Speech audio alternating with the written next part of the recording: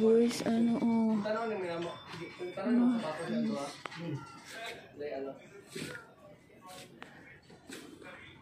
Wala yung minor issues.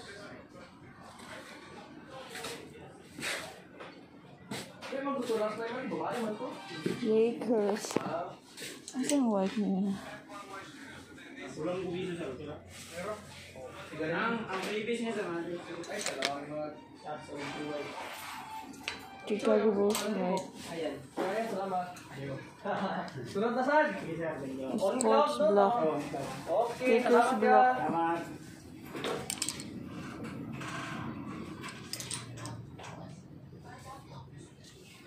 I like this orange PG. Kanina na, angay mo alin, no? Kasog din siya, no? Ayan siya. Nadugay-dugay siya. Nagbilay ang kuan ka ni ano, jersey NBA. Pero hadya po. 499 ang jersey, ma. Mga jersey. Gusto ko magsuot, jersey. Mga boys man ganito rin. Good for the boys.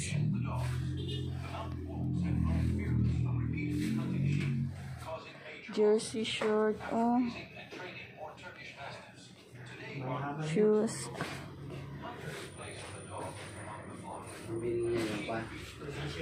$2,499 daw shoes. Ay, nice ilang kon, oh. Bluetooth speaker.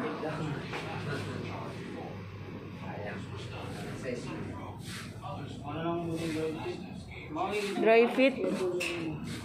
T-shirts. Jordan, how much daw?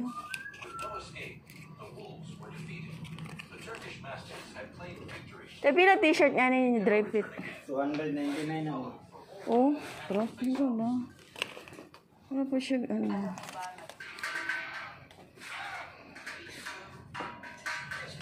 Nice siya ang quality. Gusto na ko palitan ni, oh. Nangarap pa aning kuan.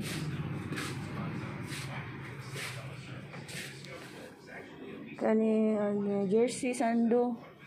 Chicago Bulls. Jordan.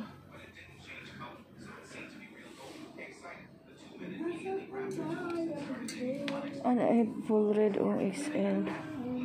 Ito full red.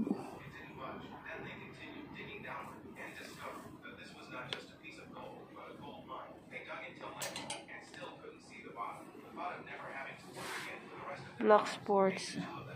I like the black sports. Black and white sports.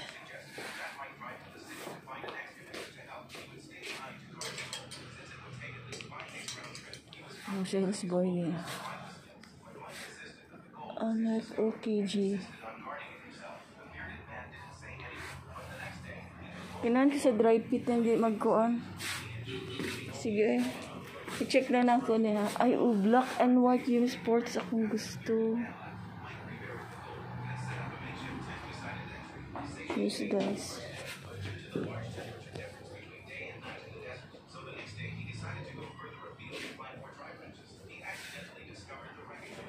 So nice. It's for boys, mga siya. For boys only. A dry fit shirt.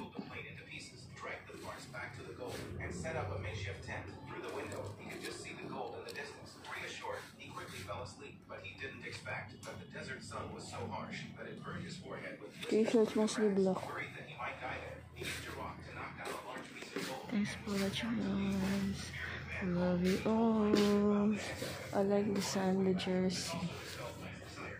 So he stayed put and endured for another 2 days. He had already eaten all the food, and there was only 1 bottle of water left. His sunburn was getting worse, but the bearded man showed no signs of returning. At that moment, Mike noticed a car approaching in the distance. He wanted to go ask for help, but he was afraid of losing the gold in front of him. After a mental stroke, he could only watch helplessly as the car drove away. Finally, on the 5th day, the bearded man still hadn't shown up. Mike called him and asked where he was, but all he got was a vague response that he'd be there soon. At that point, he and Mike were surrounded by wild dogs, and his life was in danger at any moment. However, what he didn't know was that the bearded man had arrived here 2 days earlier. He held a telescope May bags.